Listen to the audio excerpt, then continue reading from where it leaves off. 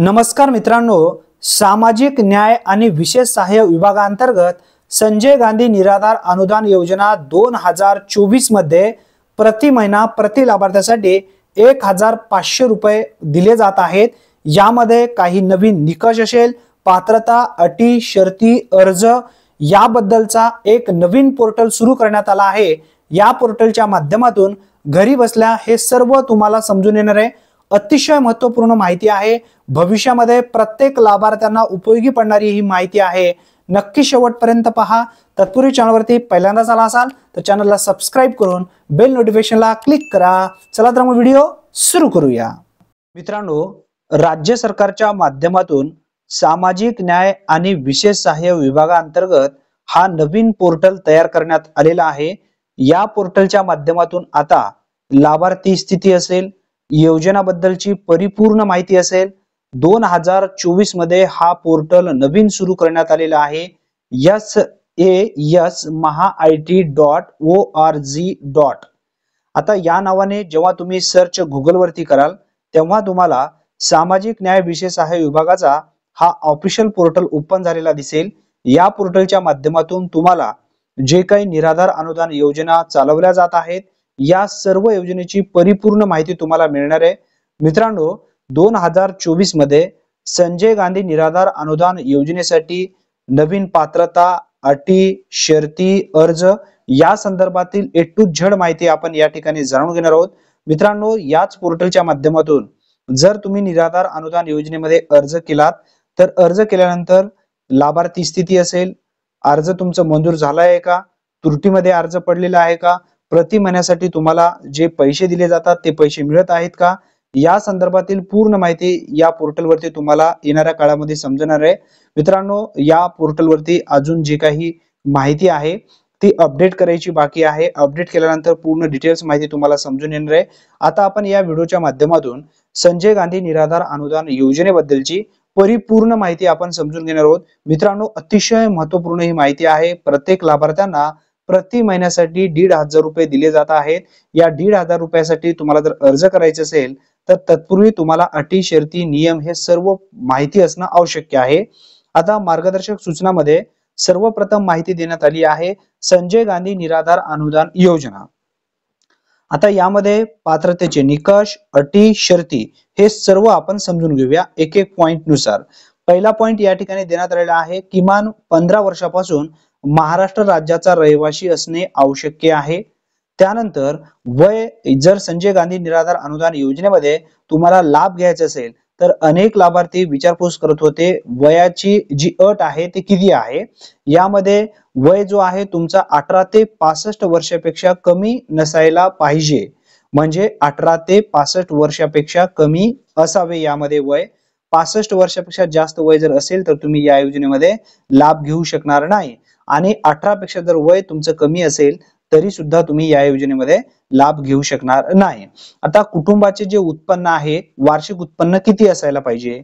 आता कुटुंबाचे वार्षिक उत्पन्न जे आहे, कुटुंबाचे नाव ग्रामीण शहरी भागाच्या दारिद्र्यरेषेखालील कुटुंबाच्या यादीत समाविष्ट असावे, किंवा जर दारिद्र्यरेषेखाली तुमचं नाव जर समाविष्ट नसेल तर तुमचे कुटुंबाचे वार्षिक उत्पन्न जे आहे दिव्यांगासाठी प्रति वर्षासाठी 50,000 रुपये असणं आवश्यक आहे, व सर्व लाभार्थ्याकरता 21,000चा या ठिकाणी जो उत्पन्न आहे तो असणं आवश्यक आहे। आता 21,000चा उत्पन्न जर तुम्हाला पाहिजे असेल तर हा उत्पन्न सहजासहजी तुम्हाला तलाठी कार्यालय किंवा मंडळ अधिकारी कार्यालयांच्या माध्यमातून मिळणार नाहीये। त्यासाठी तहसील कार्यालयामध्ये संजय गांधी निराधार अनुदान योजनेसाठी जेव्हा तुम्ही अर्ज करायला जाल त्या ठिकाणी तुम्हाला 21 वर्षाचा एक फॉर्म मिळेल 21,000चा उत्पन्नासाठी। मग ते उत्पन्न घेण्यासाठी तुम्हाला त्या ठिकाणी अर्ज करावा लागतो। अर्ज केल्यानंतर तहसील कार्यालयाच्या माध्यमातून तो अर्ज तलाठी असेल, मंडळ अधिकारी असेल यांच्याकडे अहवाल पाठवला जातो। त्यानंतर मंडळ अधिकाऱ्यांच्या माध्यमातून चौकशी केल्यानंतर परत ते उत्पन्न तहसीलकडेच पाठवला जातो। मित्रांनो, हे क्लिअर झालं असेल। आता आपण पुढचा पॉइंट समजून घेऊया।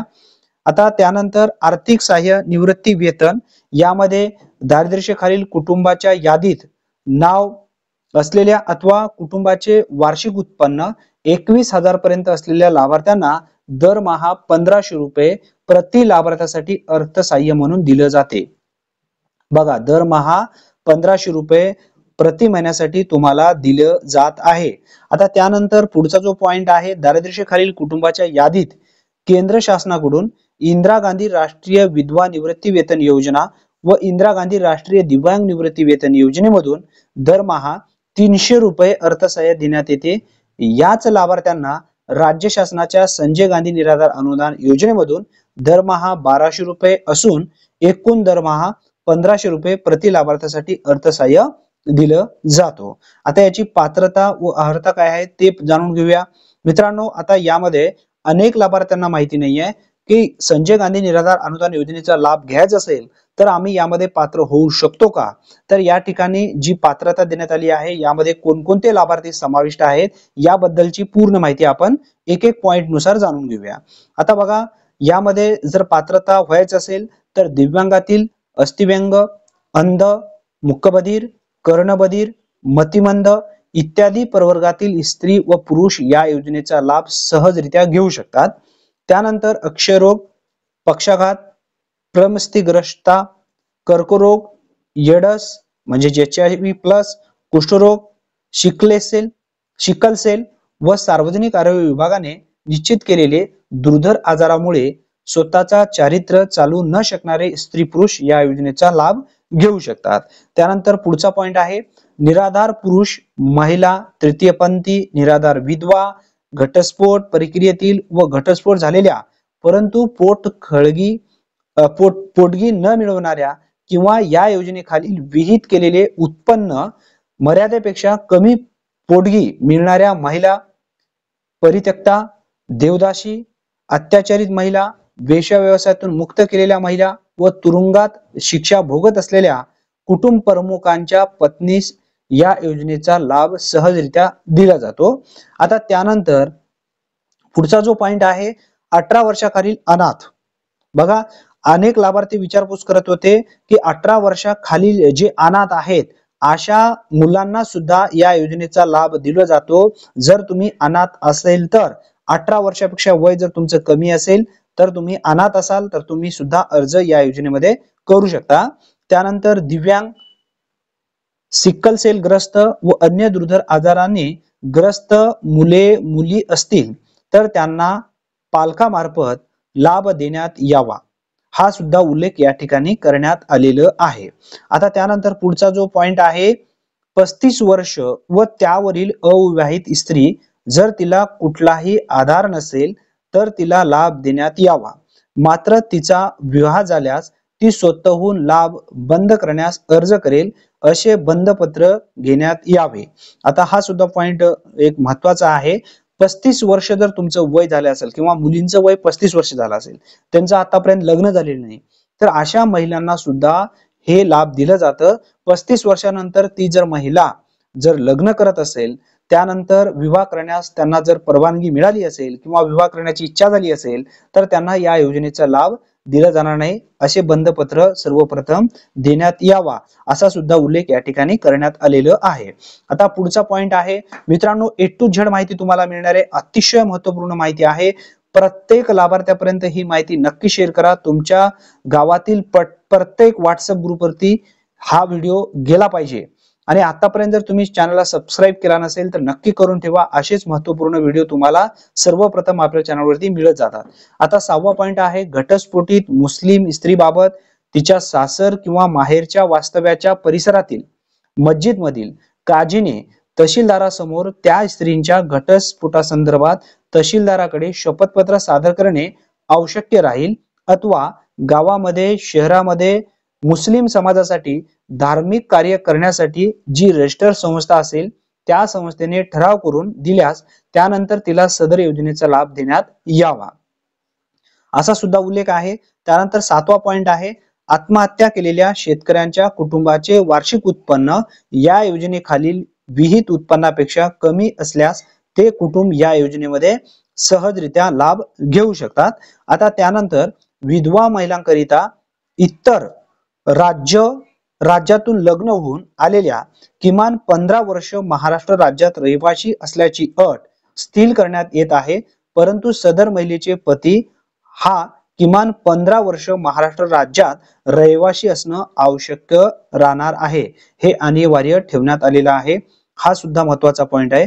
आता वयाचा दाखला, अनेक लाभार्थ्याकडे आधार कार्डवरचे जे वय आहे ते व्यवस्थित नाहीये, तर वयाचा दाखला जर तुम्हाला पाहिजे असेल तर वयाचा दाखला बघा कोणाकडे तुम्हाला मिळून जातं, ग्रामपंचायतच्या, नगरपालिकेच्या, महानगरपालिकेच्या जन्म नोंद वहीतील उतार्याची सांक्षिक प्रत किंवा शाळा सोडल्याचा दाखला, म्हणजे तुमच्याकडे जर टीसी असेल तर टीसी लावू शकता, किंवा शिधापत्रिकेमध्ये अथवा निवडणूक मतदार यादी नमूद केलेल्या वयाचा उतारा किंवा आधार कार्ड यापैकी एक पुरावा ग्राह्य धरण्यात यावा. सदर पुरावे उपलब्ध नसल्यास ग्रामीण नागरी रुग्णालयाच्या वैद्यकीय अधिकारी किंवा त्यापेक्षा वरिष्ठ दर्जाच्या शासकीय वैद्यकीय अधिकाऱ्याने दिलेला वयाचा दाखला ग्राह्य धरण्यात यावा, असा सुद्धा उल्लेख करण्यात आलेला आहे. हे पॉइंट सुद्धा महत्वपूर्ण आहे, सर्वांनी समजून घ्या. भविष्यामध्ये तुम्हाला या योजनेअंतर्गत लाभ जर घ्यायचा असेल तर प्रत्येकांना ही माहिती महत्वपूर्ण आहे. त्यानंतर पुढचा पॉइंट आहे, वैद्यकीय प्रमाणपत्राच्या आधारे नमूद केलेले वय व सकृतदर्शनी दिसणारे वय यामध्ये तफावत नसेल याची दक्षता घ्यावी. त्याचप्रमाणे सर्वच वयाच्या दाखल्यावर वैद्यकीय अधिकाऱ्यांचे नाव, त्यांची नोंदणी क्रमांक व दाखल्याला कोणत्या वैद्यकीय मंडळासमोर आव्हान देता येईल याची नोंद वैद्यकीय प्रमाणपत्रात नमूद करणे आवश्यक आहे. हा सुद्धा उल्लेख या ठिकाणी करण्यात आलेला आहे. आता त्यानंतर आपण पुढचा जो पॉइंट आहे तो पुढचा पॉइंट सुद्धा समजून घेऊया. या ठिकाणी उत्पन्नाचा दाखला जो आहे, आता उत्पन्नाचा दाखला जर तुम्हाला घ्यायचा असेल तर तो उत्पन्नाचा दाखला कोणत्या ठिकाणी तुम्हाला मिळणार आहे हे सुद्धा पॉइंट समजून घेणं आवश्यक आहे. तहसीलदार किंवा उपविभागीय अधिकारी यांनी दिलेला दाखला किंवा दारिद्र्य खालील कुटुंबाच्या यादीमध्ये त्या व्यक्ती कुटुंबाचा समावेश असल्याबाबतचा सांख्यिकीय उतारा तुमच्याकडे असणं आवश्यक आहे. आता त्यानंतर पुढचा आहे रहिवासी दाखला. आता रहिवासी दाखला कोणाकडून घ्यायचा? रहिवासी दाखला घेण्यासाठी ग्रामसेवक, तलाठी, मंडळ निरीक्षक यांनी दिलेला रहिवासी असल्याबाबतचा दाखला किंवा कोणत्याही न्यायालयाने दिलेला रहिवासी दाखलांचा ग्राह्य या ठिकाणी धरलं जाणार आहे, असा सुद्धा उल्लेख या ठिकाणी करण्यात आलेला आहे. एकतर ग्रामसेवकडून असेल, तलाठी असेल, मंडळ निरीक्षक अधिकारी असेल, अशा व्यक्तीकडून तुम्ही सहजरित्या हे रहिवासी दाखला घेऊ शकता. आता त्यानंतर दिव्यांगाचे प्रमाणपत्र. आता तुम्ही यामध्ये अस्थिव्यंग असेल, अंध असाल, मूकबधीर असाल, कर्णबधीर असाल, मतिमंद असाल, यांचे दिव्यांगाबाबतचे दिव्यांग व्यक्ती अधिनियम 1995 मधील तरतुदीप्रमाणे जिल्हा शल्य चिकित्सक म्हणजे सिव्हिल सर्जन यांचे प्रमाणपत्र तुमच्याकडे असणं आवश्यक आहे. अर्ज करत असताना हा प्रमाणपत्र तुम्हाला अपलोड करावा लागणार आहे आणि या अर्जासोबत याचा झेरॉक्स सुद्धा तुम्हाला जोडायचा आहे. आता त्यानंतर पुढचा जो पॉइंट आहे तो सुद्धा महत्वपूर्ण आहे. असमर्थाचे रोगाचा दाखला.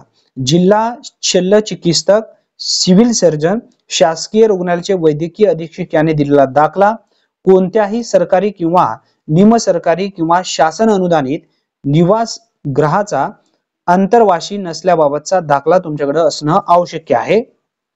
मित्रांनो, हा जर पॉइंट तुम्हाला जर लागू असेल तर तुम्ही देऊ शकता, नसेल तर काही गरज नाहीये. त्यानंतर 8वा पॉइंट आहे तहसीलदार किंवा ग्रामसेवक, तलाठी यांच्या शिफारशीवरून दिलेला दाखला, महिला व बाल कल्याण अधिकारी यांनी दिलेला दाखला हे सुद्धा आवश्यक आहे. जर असेल तर तुम्ही देऊ शकता, जर स्त्री वगैरे असेल तर. आता त्यानंतर 8वा पॉइंट आहे या ठिकाणी सांगण्यात आलेला 9वा पॉइंट, अनाथ असल्याचा दाखला. जर तुम्ही अनाथ असाल, 18 वर्षापेक्षा तुमचं वय कमी असेल किंवा तुमच्या मुलांचं वय कमी असेल, आता अशा व्यक्तींनी जर अनाथाचा दाखला जर तुम्हाला घ्यायचा असेल, ग्रामसेवक असेल, मुख्य अधिकारी असेल, प्रभाग अधिकारी यांनी दिलेला व गट विकास अधिकारी, प्रकल्प अधिकारी, एकात्मिक बाल विकास सेवा योजना यांनी सांक्षित केलेला दाखला अनाथ असल्याचा पुरावा तुम्ही सहजरित्या जोडू शकता. त्यानंतर 10वा पॉइंट आहे एड्स म्हणजे HIV+ ग्रस्त व तृतीयपंथी प्रवर्गासाठी सक्षम वैद्यकीय अधिकाऱ्यांचे प्रमाणपत्र आवश्यक राहील. हे सुद्धा उल्लेख महत्वाचा आहे. त्यानंतर पुढचा जो 8वा मेन मुद्दा आहे तो म्हणजे या योजनेखाली लाभ मिळवण्यासाठी अर्जदारांच्या अपत्य संख्येची अट राहणार नाही. बघा, हा सुद्धा मेन मुद्दा आहे. यामध्ये सांगण्यात आलेला आहे अपत्य या ठिकाणी ग्राह्य धरलं जाणार नाही. अपत्य म्हणजे ठराविक एक असेल, एका कुटुंबात एकालाच असेल, दोघालाच असेल, तिघालाच असेल, असं काही नाही आहे. जर तुम्ही एका कुटुंबात अनाथ असेल किंवा तुम्ही दिव्यांग असाल तर या सर्व कुटुंबातील व्यक्तींना याचा लाभ दिला जातो. आता त्यानंतर पुढे जे सांगण्यात आलेलं आहे 9वा पॉइंट आहे, दिव्यांगातील अस्थिगत असेल, अंध असेल, मूकबधीर असेल, मतिमंद असेल, या सर्व प्रवर्गातील दिव्यांगांना या योजनेचा लाभ मिळवण्याकरता त्यांचे कुटुंबाचे एकत्रित वार्षिक उत्पन्न या योजनेत पात्र होण्यासाठी रुपये 50,000 पर्यंत असणं आवश्यक आहे. त्यानंतर अस्थिव्यंग, अंध, मूकबधीर, कर्णबधीर, मतिमंद यांचे दिव्यांगाचा दिव्यांग व्यक्ती अधिनियम 1995 मधील तरतुदीप्रमाणे निर्णय होईल. किमान या ठिकाणी सांगण्यात आलेले आहे किमान 40% दिव्यांग असलेल्या व्यक्ती या योजनेखाली लाभ घेण्यास पात्र ठरतील. यासाठी जिल्हा शल्य चिकित्सक म्हणजे सिव्हिल सर्जन यांचे प्रमाणपत्र बंधनकारक राहील. मित्रांनो, जर तुम्ही आता या ठिकाणी जे उल्लेख करण्यात आले एवढ्या म्हणजे या ठिकाणी जेवढे आपण व्यक्ती दिलेली आहेत यामधून जर तुम्ही असाल तर हे प्रमाणपत्र तुमच्याकडे असणं आवश्यक आहे. तुम्ही जर नसाल तर तुम्ही सहजरित्या वरी जे दिलेले आहेत अटी शर्ती त्यामधून अर्ज करू शकता. अर्ज कोणत्या ठिकाणी करायचा या संदर्भात सुद्धा आपण पुढे माहिती जाणून घेणार आहोत. त्यासाठी व्हिडिओ पूर्ण पाहत चला. आता त्यानंतर पुढचा जो 10वा पॉइंट आहे, शारीरिक छळवणूक झालेल्या अथवा बलात्कार झालेल्या अत्याचारित स्त्रियांच्या बाबतीत जिल्हा शल्य चिकित्सक म्हणजे सिव्हिल सर्जन व महिला बाल विकास अधिकाऱ्यांचे प्रमाणपत्र तसेच बलात्कार संबंधात पोलीस ठाण्यामध्ये गुन्ह्याची नोंद झाल्याचे पोलीस ठाण्याचे प्रमाणपत्र देणे आवश्यक राहील. हा सुद्धा उल्लेख स्पष्टपणे करण्यात आलेलं आहे. आता त्यानंतर 11वा पॉइंट आहे, घटस्फोट प्रक्रियेतील स्त्रिया ज्या पती पत्नीचे कायदेशीर घटस्फोट मिळवण्यासाठी न्यायालयाकडे अर्ज केलेला आहे परंतु घटस्फोट मिळवण्याची अंतिम कारवाई झालेली नाही अशा कालावधीत पतीपासून वेगळ्या राहणाऱ्या स्त्रियांना रीतसर घटस्फोट मिळवण्यासाठी न्यायालयाकडे केलेले अर्जाची सत्यप्रत व पतीपासून वेगळी राहत असल्याबाबतचा संबंधित गावाच्या तलाठी ग्रामसेवक यांनी संयुक्तरित्या दिलेले प्रमाणपत्र सादर करणे आवश्यक राहील. तसेच शहरी भागासाठी तलाठी किंवा नगरपालिका महानगरपालिके कर निरीक्षक यांनी दिलेला प्रमाणपत्र आवश्यक राहील असा सुद्धा उल्लेख या ठिकाणी करण्यात आलेला आहे. आता मित्रांनो, घटस्फोट झालेल्या परंतु पोटगी न मिळणाऱ्या किंवा या योजनेत विहित केलेल्या उत्पन्न मर्यादेपेक्षा कमी पोटगी मिळणाऱ्या महिला अनुदान मिळवण्यास पात्र राहतील. घटस्फोट झाल्याबाबतचा न्यायालयाच्या निर्णयाची प्रत व पोटगीची रक्कम याबाबतचा पुरावा सादर करणे आवश्यक राहील. आता त्यानंतर परित्यक्त्या स्त्रियांच्या बाबतीत ज्या स्त्रियाला एक वर्षापेक्षा अधिक कालावधीपासून पतीने सोडले आहे किंवा तिला पती नांदवत नाही व त्यामुळे अशा स्त्रियाला स्वतंत्रपणे किंवा नातेवाईकाकडे राहावे लागते अशा स्त्रिया पात्र असतील. याबाबत तलाठी ग्रामसेवक यांचा संयुक्त दाखला आवश्यक राहील. शहरी भागामध्ये तलाठी व नगरपालिका महानगरपालिकेचे कर निरीक्षक यांनी दिलेले प्रमाणपत्र आवश्यक राहणार आहे. हे सुद्धा महत्वाचा पॉइंट आहे, समजून घ्या. भविष्यामध्ये प्रत्येक व्यक्तींना कामाची ही माहिती आहे. आता त्यानंतर 12वा पॉइंट आहे सांगण्यात आलेला, वेश्या व्यवसायातून मुक्त केलेल्या स्त्रियांच्या बाबतीत महिला व बाल विकास अधिकाऱ्यांचे अशा महिलेला वेश्या व्यवसायातून मुक्त केल्याचे प्रमाणपत्र व तिला शासनाच्या अन्य योजनेखाली नियमित मासिक आर्थिक लाभ मिळत नसल्याबाबतचा प्रमाणपत्र सादर करणे आवश्यक आहे. आता त्यानंतर पुढचा जो पॉइंट आहे तो सुद्धा महत्वपूर्ण आहे, समजून घ्या. अनाथ मुली म्हणजेच आई वडील मृत्युमुखी पडल्यामुळे अनाथ झालेली व कोणत्याही शासकीय निमशासकीय शासन अनुदानित अनाथ आश्रमात न राहणारे मुली यांना लाभ मिळेल. आई वडील मृत्युमुखी पडल्यामुळे अनाथ असल्याबाबत तलाठी ग्रामसेवक यांचे संबंधित महिला व बाल विकास अधिकारी यांचे प्रमाणपत्र आवश्यक राहील. अनाथ मुलींना देय असलेले अर्थसहाय्य हे लाभार्थी संज्ञान होईपर्यंत त्यांचा संबंधित पालकांना देण्यात येईल असा सुद्धा उल्लेख करण्यात आलेला आहे. आता लहान मुली आहेत, मग अशा व्यक्तीने संबंधित जे पालक आहेत त्यांना याचं अनुदान दिलं जाईल. आता त्यानंतर पुढचा जो पॉइंट आहे, विधवा ज्या स्त्रियांच्या पतीचे निधन झाले आहे अशी स्त्री या योजनेखाली लाभ मिळवण्यास पात्र राहील. पतीचे निधन झाल्याबद्दल संबंधित ग्रामपंचायत, नगर परिषद, महानगरपालिकेची मृत्यू नोंद वहीतील उतारा सादर करणे आवश्यक राहणार आहे. विधवा महिला सुद्धा या योजनेचा लाभ घेऊ शकतात. प्रति महिना 1,500 रुपये यामधून 100% मिळू शकतात. त्यानंतर आहे शासनाच्या अन्य कोणत्याही योजनेखाली नियमित मासिक आर्थिक लाभ घेत असलेली व्यक्ती संजय गांधी निराधार अनुदान योजनेखाली लाभ घेण्यास पात्र राहणार नाही, असा सुद्धा उल्लेख स्पष्टपणे करण्यात आलेला आहे. 15वा पॉइंट ध्यानात ठेवा. आता त्यानंतर पुढचा आहे संजय गांधी निराधार अनुदान योजनेमधील लाभार्थी 65 वर्षांचे झाल्यानंतर त्या लाभार्थ्यांना श्रावण बाळ सेवा राज्य निवृत्ती वेतन योजना व इंदिरा गांधी राष्ट्रीय वृद्धापकाळ निवृत्ती वेतन योजनेमध्ये या योजनेच्या निकषाच्या अधीन राहून सामावून घेतले जाईल. आता मित्रांनो, तुम्ही आता संजय गांधी निराधार अनुदान योजनेमध्ये आतापर्यंत किंवा 65 वर्षापर्यंत तुम्ही लाभ घेत आहात. आता 65 वर्षाच्या नंतर श्रावण बाळ सेवा निवृत्ती वेतन योजना लागू होते. या योजनेमध्ये तुम्हाला ऑटोमॅटिक समाविष्ट करून घेतला जाईल. त्यानंतर इंदिरा गांधी राष्ट्रीय वृद्धापकाळ निवृत्ती वेतन योजना असेल, यामध्ये ऑटोमॅटिक सामावून घेतले जातील, असा सुद्धा उल्लेख करण्यात आलेला आहे. त्यानंतर 17वा पॉइंट आहे या ठिकाणी सांगण्यात आलेला. आता अर्ज कोणत्या ठिकाणी करायचा? एखाद्या विशिष्ट प्रकरणी शासनाकडे प्राप्त झालेल्या व विहित अटी पूर्ण करीत असलेल्या अर्जदारांचा अर्ज मंजूर करण्याचे अधिकार शासनाला सुद्धा राहणार आहे. आता अर्ज करायचे असेल तर तुम्ही सेतू केंद्र असेल, आपले सरकार सेवा केंद्र असेल, माहिती केंद्र असेल, या ठिकाणी जाऊन तुम्ही अर्ज करू शकता. मित्रांनो, अर्ज केल्यानंतर तहसील कार्यालयाच्या माध्यमातून तुमचा अर्ज मंजूर केला जाईल. मंजूर केल्यानंतर तो जो अर्ज आहे तुम्ही पात्र झालात की नाही, आता या पोर्टलच्या माध्यमातून पुढे तुम्हाला समजून येणार आहे. याबद्दलची सुद्धा आपण माहिती समोर जाणून घेणार आहोत. म्हणजे तहसीलमध्ये तुम्हाला चक्रा मारत बसण्याची गरज नाही. माझं नाव या महिन्यात आलेलं आहे का, लिस्टमध्ये माझं नाव आलेलं आहे का, असं तुम्हाला या ठिकाणी पाहत बसण्याची गरज नाही. लाभार्थी स्थिती सुद्धा तुम्हाला याच पोर्टलच्या माध्यमातून समजणार आहे. मित्रांनो, आता अर्ज सुद्धा करण्याची बहुतेक प्रक्रिया या पोर्टलच्या माध्यमातून केली जाणार आहे. आता या पोर्टलवरती काही मॉडिफाय बाकी राहिलेली आहेत. जेव्हा सविस्तर माहिती येईल तेव्हा परत आपण एक एक स्टेप नुसार या पोर्टल बद्दलची माहिती जाणून घेणार आहोत. मित्रांनो, अतिशय महत्त्वपूर्ण माहिती आहे. जास्तीत जास्त तुमच्या मित्रापर्यंत नक्की शेअर करा. चॅनलवरती तुम्ही पहिल्यांदाच आला असेल, आतापर्यंत चॅनलला सबस्क्राईब केला नसेल तर चॅनलला सबस्क्राईब करून ठेवा.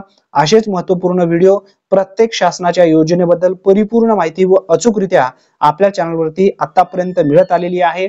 इथून पुढे सुद्धा भविष्यामध्ये मिळणार आहे. धन्यवाद मित्रांनो. पुन्हा भेटूया नवीन व्हिडिओमध्ये नवीन माहितीसह. तोपर्यंत जय हिंद, जय महाराष्ट्र.